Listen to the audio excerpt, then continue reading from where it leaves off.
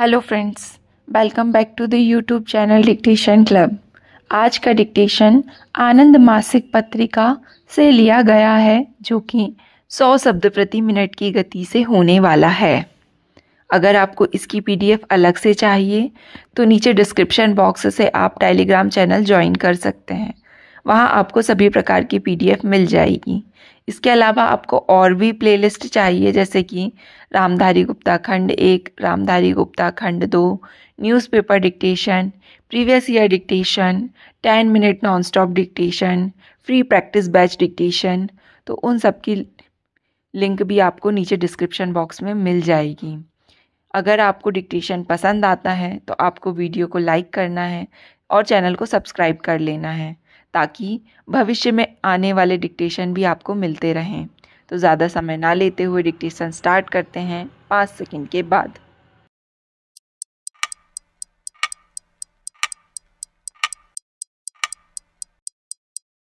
Start.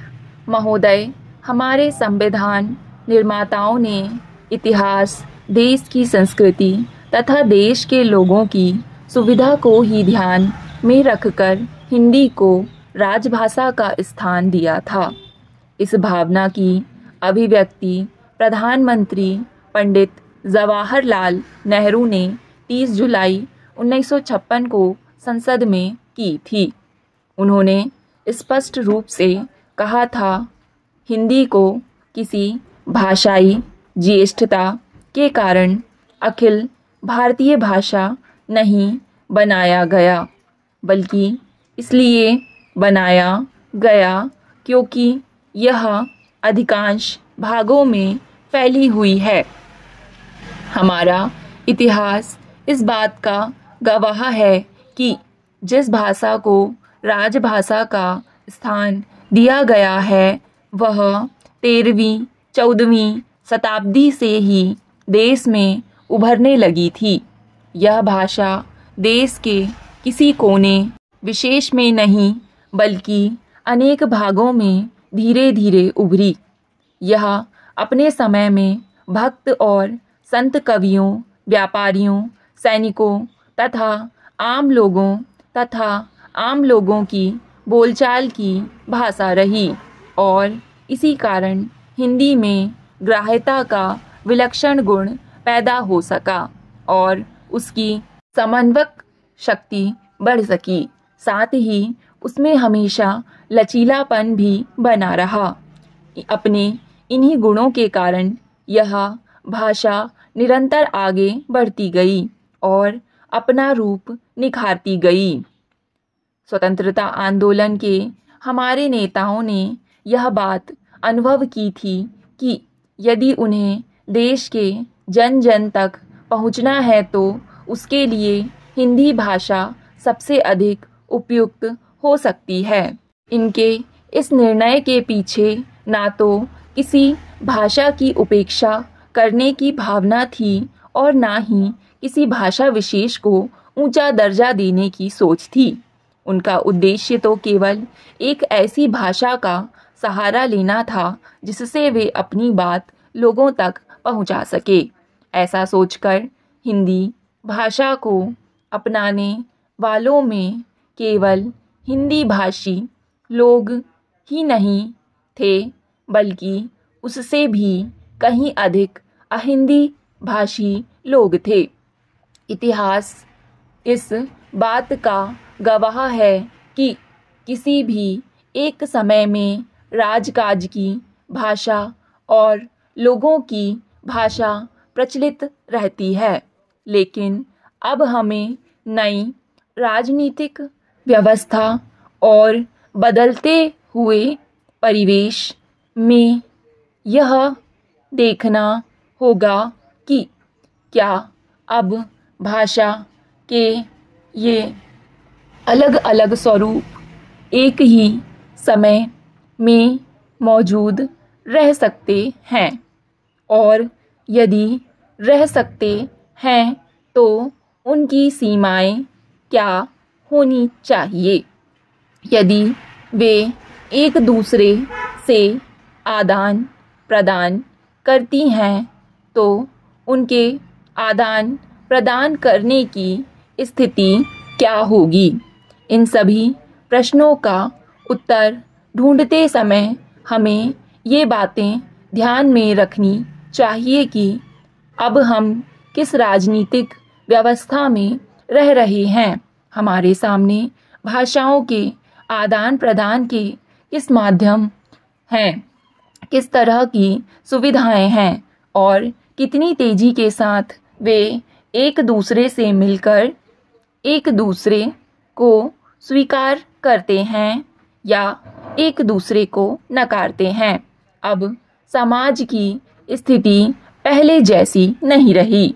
Bharat में ही नहीं बल्कि विश्व में लोकतांत्रिक प्रणाली प्रबल होती जा रही है। इस प्रणाली में सही अर्थों में सत्ता जन जन के हाथों में विकेंद्रित होती है।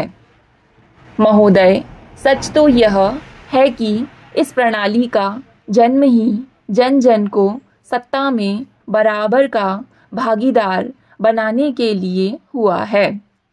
अब पहले जैसा ना तो अवरोध रह गया है और ना ही सत्ता के भागीदारों के अलग अलग स्तर रह गए हैं।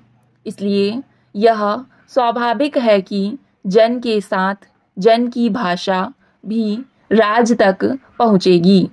फिर भी शासन का काम लोगों से संपर्क करना है।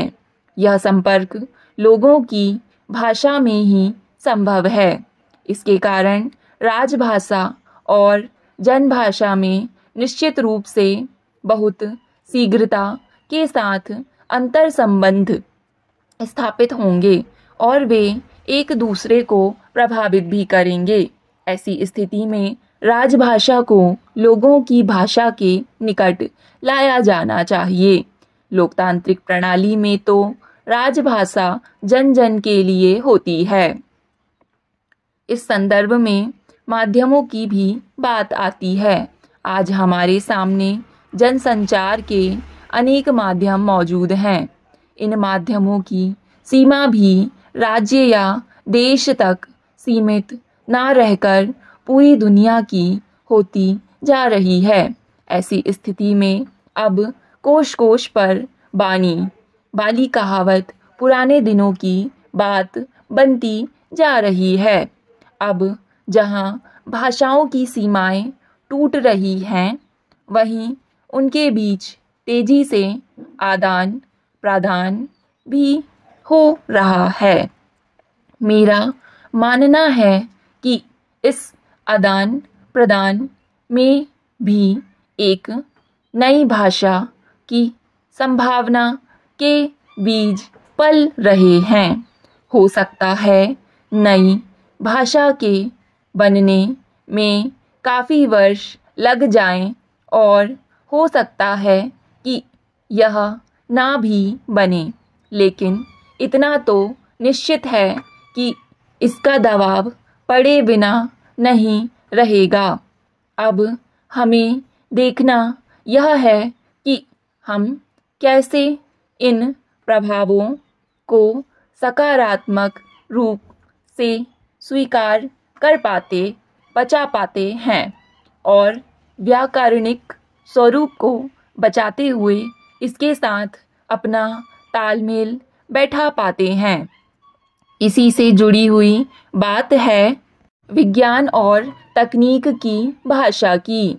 सांस्कृतिक पहचानों से जुड़ी भाषा अलग अलग हो सकती है, लेकिन जहाँ तक विज्ञान और तकनीक का सवाल है, ये ना तो किसी विशेष सांस्कृतिक समूह से जुड़े होते हैं और ना ही किसी वर्ग विशेष से।